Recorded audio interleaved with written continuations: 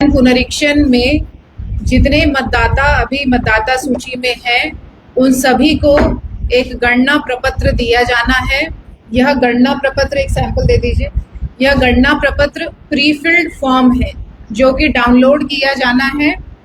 ये डाउनलोड मतदाता स्वयं कर सकता है अथवा इसको बीएलओ को भी हम लोग प्रिंट कराकर उपलब्ध करा रहे हैं ताकि बीएलओ घर घर जाकर इसे दें और उनसे डेटा भरवा करके इसको कलेक्ट भी करें। यदि आप इसको देखेंगे, ये गणना प्रपत्र का प्रारूप है।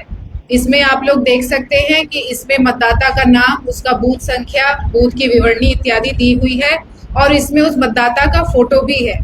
उसके बगल में आप देखेंगे आवश्यकता है कि विशेष गहन पुनरीक्षण कार्यक्रम के दौरान एक अपडेटेड फोटो भी मतदाता इसमें संलग्न करे और उसके नीचे जो विवरणी है, जन्म तिथि, मोबाइल संख्या, आधार संख्या यदि हो तो, एवं उसकी विवरणी, उसके माता पिता एटसेट्रा के डिटेल्स, बहुत छोटा सा ये एक आपको दिया हुआ है, उसको फिल करके उसको वापस करना है। इसके नीचे एक घोषणा मतदाता द्वारा किया जाना है।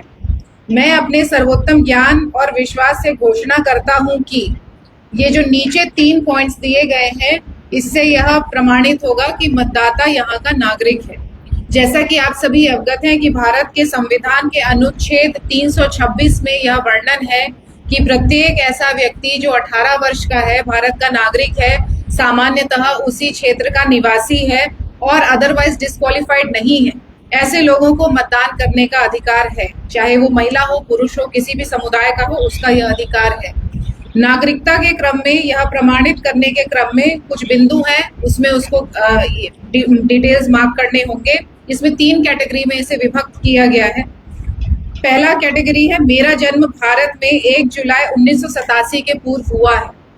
यदि कोई ऐसा मतदाता जिसका जन्म 1987 1 जुलाई के पूर्व हुआ है, उनको यह फॉर्म फिलअप करना है, गणना प्रपत्र, और इसके अतिरिक्त उनको एक दस्तावेज देना है। ये जो 11 दस्तावेज की सूची आप लोगों को यहाँ दिखाई दे रही है, उसमें से कोई एक दस्तावेज यदि वो उसमें संलग्न करते हैं, उसको अपलोड कर देते हैं अथवा बीएलओ को जमा कर देते हैं, तो उनका नाम जो ड्राफ्ट पब्लिकेशन है मतदाता सूची का 1 अगस्त को जो होने वाला है, उसमें आ जाएगा। बीएलओ ये कलेक्ट करते हैं, यदि अगर ये ऑनलाइन माध्यम से नहीं किया गया है तो उनको भी अपलोड यह बीएलओ ऐप पे करना पड़ेगा। उसके बाद ही ये ड्राफ्ट पब्लिकेशन में डेटा आ सकेगा। दूसरी कैटेगरी है, मेरा जन्म भारत में 1 जुलाई 1987 और 2 दिसंबर 2004 के बीच हुआ है। ऐसी परिस्थिति में उस मतदाता को अपना डिटेल देना है, एक दस्तावेज, और अपने माता या पिता किसी एक व्यक्ति का इन्हीं 11 दस्तावेजों में से एक दस्तावेज देना है, संलग्न करना है। तीसरी श्रेणी है, मेरा जन्म भारत में 2 दिसंबर 2004 के बाद हुआ है। ऐसी परिस्थिति में उस व्यक्ति को, उस मतदाता को अपना एक डॉक्यूमेंट, अपने माता का एक डॉक्यूमेंट, अपने पिता का एक डॉक्यूमेंट, अर्थात तीनों व्यक्ति का डॉक्यूमेंट इसमें संलग्न करना है और उसके बाद ये प्रपत्र उनको अपना हस्ताक्षर करते हुए बीएलओ को वापस कर देना है। ये डॉक्यूमेंट की सूची हम बताएंगे। उसके पूर्व यह भी बताना है कि इसमें 2003 का जो इलेक्टोरल रोल है, आप सभी अवगत होंगे कि विशेष गहन पुनरीक्षण लास्ट टाइम 2003 में हुआ था, 22 वर्ष पहले पूर्व हुआ था। लगभग 2 डेकेड में ये किया जाता है मतदाता सूची की स्वच्छता के लिए, उसकी मजबूती के लिए। तो ये 2003 के इलेक्टोरल रोल में जितने मतदाताओं का नाम है, ऐसे मतदाताओं को केवल यह एन्यूमरेशन फॉर्म एवं उस इलेक्टोरल रोल में वो किस क्रमांक पे है, यदि वो लगा देता है उसका कॉपी, तो उसको और कोई दस्तावेज देने की आवश्यकता नहीं होगी। इसके अतिरिक्त यदि उस मतदाता, क्योंकि अभी ये पुरानी बात है, लगभग 38 साल हो गए, उनके बेटा बेटी जो भी उनके वंशज होंगे, वो भी अगर उस सूची को लगा देते हैं और वंशावली अपनी देते हैं कि ये मेरे माता पिता है जिनका ऑलरेडी मतदाता सूची में नाम था 2003 में, तो उनको भी और कोई दस्तावेज देने की आवश्यकता नहीं होगी। 2003 की मतदाता सूची प्राप्त होने वाली है, मिल गया है वो डेटा, हम लोग को उसकी सॉफ्ट कॉपी प्राप्त हो रही है। जैसे भी वो होता है तो सभी बीएलओ को यह उपलब्ध कराया जाएगा।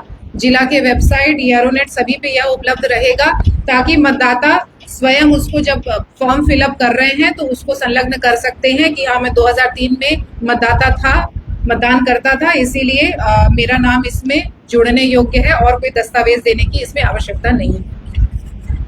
11 दस्तावेज जो आप लोगों को देखना है, जो देना है उनको, उसमें सबसे पहला है केंद्रीय राज्य पीएसयू से नियमित कर्मचारी पेंशन भोगी को निर्गत कोई पहचान पत्र पेंशन भुगतान आदेश।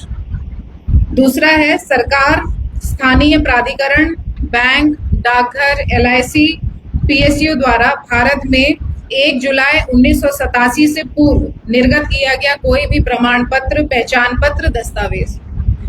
सक्षम प्राधिकार द्वारा निर्गत जन्म प्रमाण पत्र, पासपोर्ट, मान्यता प्राप्त बोर्ड विश्वविद्यालय द्वारा निर्गत मैट्रिकुलेशन शैक्षणिक प्रमाण पत्र, ऐसे दस्तावेजों से जिनसे उनके एज के बारे में हम पता कर सके कि उनका बर्थ कब हुआ है अथवा उनका प्लेस ऑफ बर्थ क्या है। सक्षम राज्य प्राधिकार द्वारा निर्गत स्थायी निवास प्रमाण पत्र, वन अधिकार प्रमाण पत्र, सक्षम प्राधिकार द्वारा निर्गत ओबीसी, एससी, एसटी कोई भी जाति प्रमाण पत्र,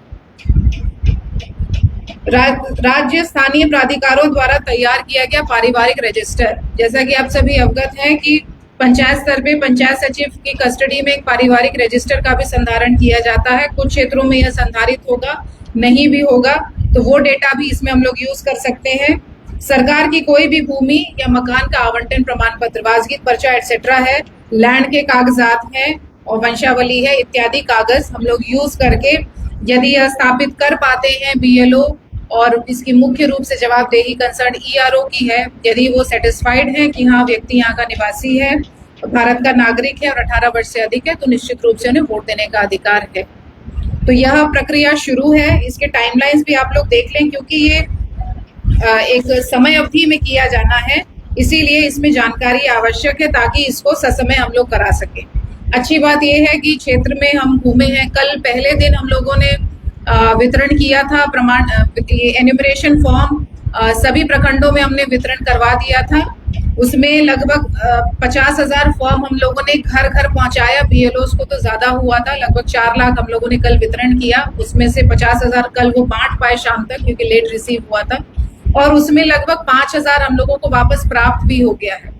तो जब बीएलओ घर जा रहे हैं तो वो उस समय जब दे रहे हैं तो वो वापस भी लोग उत्साहित होकर कर रहे हैं और उनको जानकारी भी है मोटा मोटी कि ये क्या है। इसी क्रम में आज हम क्षेत्र में भी गए थे। हाजीपुर में माझी टोला का हमने भ्रमण किया, वहां भी जो वोटर्स थे उनके साथ बातचीत हुई है। उसके पश्चात सैदपुर भी आज हम गए थे, वहां भी माइनॉरिटी टोला में बैठ करके सबसे बातचीत हुई है, गणना प्रपत्र के बारे में उनसे चर्चा हुई है और सभी का रेस्पॉन्स बहुत अच्छा था। दे वर रेडी एंड ईगर कि जब जैसे ही हमको फॉर्म मिलेगा तो हम यह डेटा भर करके दे देंगे। इसमें यह है कि यदि कोई व्यक्ति घर पर अनुपस्थित है, ऐसी परिस्थिति में क्योंकि यह स्वयं हस्ताक्षर किया जाना है, यदि वह उपस्थित नहीं है तो वो फॉर्म उनके यहाँ दे देना है, स्लिप इन कर देना है डोर से, और वहां पे एक स्टिकर चिपकाया जाना है बीएलओ के द्वारा, जिसमें उनके द्वारा 3 बार उस घर में जा करके चेक करना है कि वो व्यक्ति आया कि नहीं आया, ये फॉर्म भर के मिला कि नहीं मिला। आप लोग देख रहे होंगे कि क्षेत्र में स्टिकर्स भी चिपक रहे हैं। अपरेंटली आप लोग के साथ शेयर नहीं हुआ है, कृपया इनसे शेयर कीजिए। और उसमें वो नोट कर रहे हैं कि आज दिनांक कितने को मैं गया था, फिर नेक्स्ट डे वो जा करके उसको भी नोट करेंगे। ये हमारा स्टिकर का फॉर्मेट है। इसमें जैसे कि आप देख रहे हैं कि विधानसभा, बीएलओ का नाम इत्यादि है। इसमें 3 ये स्पेसेस दिए हुए हैं, बूथ की संख्या, बीएलओ का नाम, भ्रमण की तिथि, 3 यहाँ पे गैप्स दिए हुए हैं। 3 बार उनको विजिट करना है, हर दिन उनको दिनांक अंकित करना है कि किस दिन में गया था, कितने बार मैंने चेक किया। तो 3 बार इस द टाइम उसको जाना है। उसके बाद यदि नहीं प्राप्त होता है तो उसमें वो कोई कार्रवाई नहीं कर पाएंगे। इसमें यह जानना आवश्यक है कि क्योंकि ये लिमिटेड समय अवधि की प्रक्रिया है, 25 जून से 26 जुलाई 2025 तक यह कार्य किया जाना है। इस दौरान जितने लोगों का गणना प्रपत्र प्राप्त होगा फिल हो करके, उन्हीं का नाम ड्राफ्ट इलेक्टोरल रोल में प्रकाशित होगा। ड्राफ्ट इलेक्टोरल रोल प्रकाशित होने के पश्चात दावापत्ति ली जाएगी और फाइनल पब्लिकेशन 30 सितंबर को किया जाएगा। इसका टाइमलाइन भी हम बता दे रहे हैं और उसके बाद बाकी डिटेल्स देने के बाद आप लोगों के जो प्रश्न होंगे वह भी हम लोग देखेंगे। तो ये जो मेन कार्य है, मूल कार्य है दस्तावेजीकरण का, बांटने का, कलेक्शन का इत्यादि, वो 25 जून 2025 से 26 जुलाई 2025 तक किया जाना है। गणना प्रपत्र प्राप्त किया जाना है फिल किया हुआ। इसी समय अवधि में बूथों का रैशनलाइजेशन भी किया जाना है। 1200 से अधिक मतदाता यदि कहीं है तो उनके लिए अतिरिक्त मतदान केंद्र चिन्हित किया जाना था। वैशाली जिले में यहाँ कुल 41 चिन्हित हुए थे, जो कि संख्या घट करके 18 हुई थी। अभी फाइनल इसका डेटा क्या है वो हम देखेंगे। कल राजनीतिक दलों के साथ बैठक भी है, इस संदर्भ में जो है उनके साथ शेयर किया जाएगा, उसमें चर्चा होगी। और इसको अभी कितना है फाइनल बूथ का, अतिरिक्त बूथ, हाँ, तो ये आ जाता है तो यह भी आपको उपलब्ध कराएंगे, उसकी भी डिटेल्स आपको दी जाएगी और उसकी प्रोसीडिंग बनेगी। सभी राजनीतिक दलों के साथ वो शेयर किया जाना है। इसके पश्चात 27 से 31 जुलाई तक कंट्रोल टेबल का अपडेशन होगा और publication of draft electoral roll 1 अगस्त 2025 को होगा। इसके पश्चात दावा आपत्ति ली जाएगी। 1 महीने का यह कार्यकाल होगा। 1 अगस्त से 1 सितंबर 2025 तक दावा आपत्ति फाइल किए जाएंगे और डिसीजन जो लिया जाना है ईआरओज के द्वारा सभी दावा आपत्तियों पर वो 25 सितंबर 2025 तक किया जाना है। इसके पश्चात फाइनल पब्लिकेशन आपका 30 सितंबर 2025 को होगा। इतना क्लियर है? तो इस बारे में सभी राजनीतिक दलों के साथ 25 तारीख को ही बैठक हुई थी, उन सभी को इसके बारे में बताया गया था, विशेष चर्चा भी हुई थी और यह प्रक्रिया सघन रूप से जिले में चल रही है। फॉर्म्स भी हमारे लगभग प्रिंट हो चुके हैं, यहाँ पे डिस्ट्रीब्यूशन का जारी है। हम लोग इसको यथाशीघ्र सबको डिस्ट्रीब्यूट करके कलेक्शन करना स्टार्ट कर देंगे। ईवीएम का बता दें, आप सभी अवगत हैं कि फर्स्ट लेवल चेक सभी ईवीएम मशीन्स का इस जिले में किया गया है।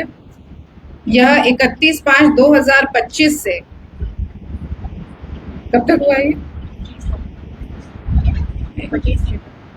25/6 तक।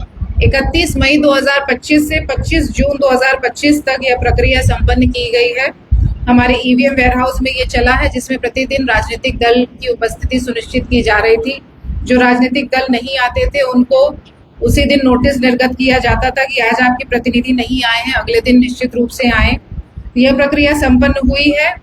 टोटल हमारी मशीन्स थी BU 7121, जिसमें FLC ओके 5594 पाए गए हैं। FLC रिजेक्ट क्वांटिटी है 1527। यह बताना इसीलिए आवश्यक है कि आप अवगत होंगे कि FLC के दौरान यह पाया जा रहा था शुरुआती दौर में कि बैलेट यूनिट BU ज्यादा संख्या में खराब हो रहे थे, एरर्स आ रहे थे, तो यह सोचा जा रहा था कि कहीं मशीन्स कम ना हो जाए, लेकिन वो प्रक्रिया 2 दिन से ज्यादा नहीं चली और अतिरिक्त मशीन्स भी हम लोगों को प्राप्त हुआ, जिसके आलोक में हम लोगों के पास पर्याप्त मशीनें उपलब्ध है।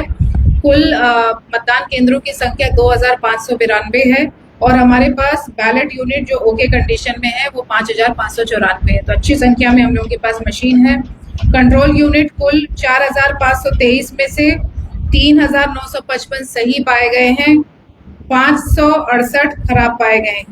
वीवीपैट 4444 में 4339 सही पाए गए हैं। वीवीपैट बहुत कम संख्या में खराब पाए गए हैं, टोटल 105 खराब पाए गए। तो FLC के पश्चात जिले में पर्याप्त EVM मशीन्स हैं जिनकी चेकिंग हो चुकी है। सभी रिजेक्टेड मशीन्स को हम लोग शीघ्र हैदराबाद भेज देंगे। जो गाइडलाइन है उसके अनुसार सारे मापदंडों को फॉलो करने के पश्चात ये बेसिक डिटेल्स आपके साथ शेयर करनी थी। राजनीतिक दलों के साथ ये शेयर किया हुआ है, मतदाताओं को जागरूक किया जा रहा है सभी प्रखंडों में। आप लोगों से भी एक बार इसको विशेष रूप से डिस्कशन करना था। अब आपको लोग को लगता है कुछ इसमें पूछा जाना है तो पूछ सकते हैं। जो लोग बाहर रहते हैं, यहाँ नहीं, जो बाहर, उनके लिए कैसे बाहर रहते हैं तो इसमें ऑनलाइन एप्लीकेशन का प्रावधान है। वो बैठे बैठे ऑनलाइन अप्लाई कर सकते हैं। उसमें जो दस्तावेज की सूची है उसमें से कोई दस्तावेज संलग्न कर सकते हैं और वो जमा कर सकते हैं। इसमें कृपया बता दें कहाँ ऑनलाइन उनको जमा करना है। फाइनल सिग्नेचर की बात नहीं जा रही है, तो सिग्नेचर मैम ऑनलाइन साइन करके फॉर्म पर जैसे अपलोड करते हैं, जैसे फॉर्म 6-7 पहले डाउनलोड करना होगा फॉर्म को, पहले डाउनलोड करेंगे, उसमें सारी चीजें करेंगे, अपलोड कर देंगे। In case there are certain documents missing, तो उसके लिए भी प्रावधान है कि बाद में क्या किया जाना है। तो ऑनलाइन वो लोग कर लें। यदि कुछ मिसिंग पाया जाता है तो दावा आपत्ति पीरियड में भी उनसे वह चीजें प्राप्त करके कार्रवाई की जा सकती है। इसमें अभी लागू नहीं है। किस चीज का? हाँ, ये तो दे देते हैं। ये दे देते हैं। लेकिन ये जो मोटा मोटी आप लोगों ने सुना, इसमें कुछ लग रहा है और कुछ जानना है? ठीक है, सबसे अच्छी बात है कि क्षेत्र में यह कार्य शुरू हो गया और बहुत अच्छा रिस्पॉन्स है। मतलब लोग ये बहुत अच्छे से कर रहे हैं। कुछ दस्तावेजों के लिए हम लोगों ने पंचायत स्तर पे एक पंचायत जानकारी केंद्र की स्थापना करने का निर्णय लिया है। ये कार्य जारी है, इसकी स्थापना हम लोग कर रहे हैं, जिसमें कार्यपालक सहायक वसुधा केंद्र के एक प्रतिनिधि को भी हम लोग बिठाएंगे और उसका काम यह होगा उस केंद्र का कि जिन लोगों को फॉर्म भरने में दिक्कत आ रही है उनकी सहायता करें। फोटोग्राफ अवेलेबल नहीं हो जिनके पास, वो लोग अपना फोटो खिंचवा के उसमें दे सकें। और फोटो के क्रम में आगे यह भी प्रावधान किए जाने की संभावना है कि बीएलओ स्वयं अपने मोबाइल से खींच करके फोटो वहीं देन एंड देयर अपलोड कर दें, तो यह भी नीड बाद में खत्म हो जाएगी। लेकिन क्योंकि फॉर्म बहुत तेजी से वापस प्राप्त हो रहे हैं, तो फोटो अगर है तो अच्छा रहेगा।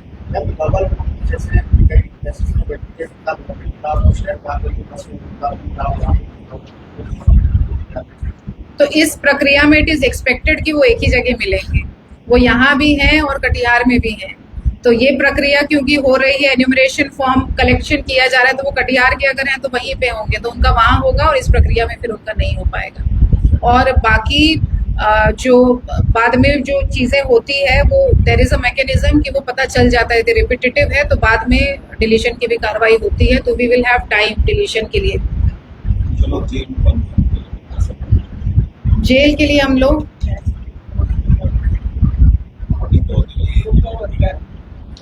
लेकिन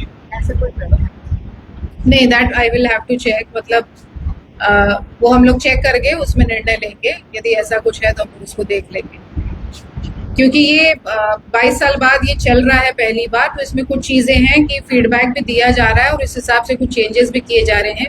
उद्देश्य यही है कि जितने मतदाता हैं जो वास्तविक रूप से यहाँ रहते हैं, 18 वर्ष से अधिक हैं, भारत के नागरिक हैं, उनका नाम जरूर सूची में आए। उनको किसी भी प्रकार से सूची से वो छूट ना जाए, इसलिए हम लोग क्षेत्र में भी जाकर लोगों को जानकारी दे रहे हैं कि जरूर इस समय अवधि में अपना नाम इसमें दे दें।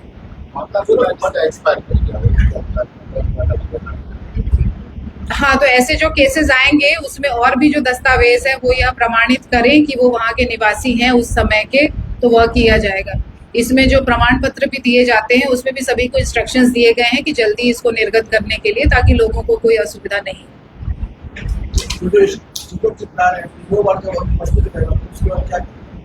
उसके बाद तो यही है कि वहां फिर जाना नहीं है, कलेक्शन करना नहीं है, वो समय अवधि खत्म हो जाएगी।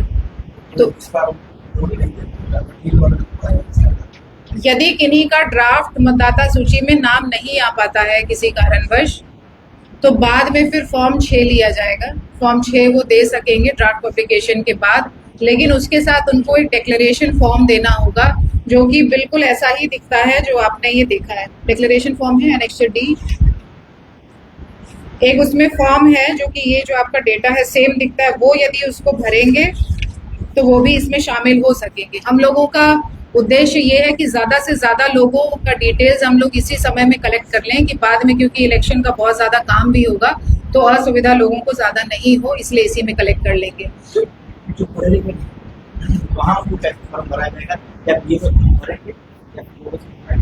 नहीं, वो जानकारी देंगे, और जैसा कि बताया गया कि पंचायत लेवल पे जानकारी केंद्र की स्थापना होगी, वो भी उनको बताएंगे कैसे भरना है और आवश्यकता अनुसार सहयोग भी करेंगे।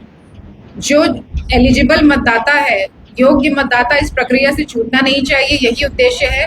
और जो अयोग्य है कारणवश किसी, वो इस सूची में ना हो, सभी को यह निर्देश दिया गया है। अयोग्यता के जो पैमाने हैं वो सारे निर्धारित हैं।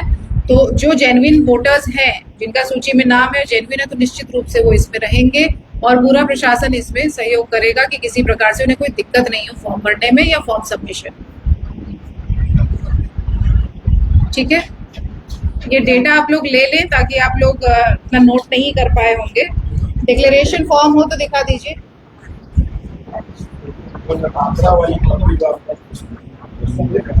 ये दे देते हैं, लेकिन डिक्लेरेशन फॉर्म भी देते हैं, बट वही है, इसको इसी को खाली बताइए कि टाइमलाइन में हो जाए ताकि हम लोग का काम आसान।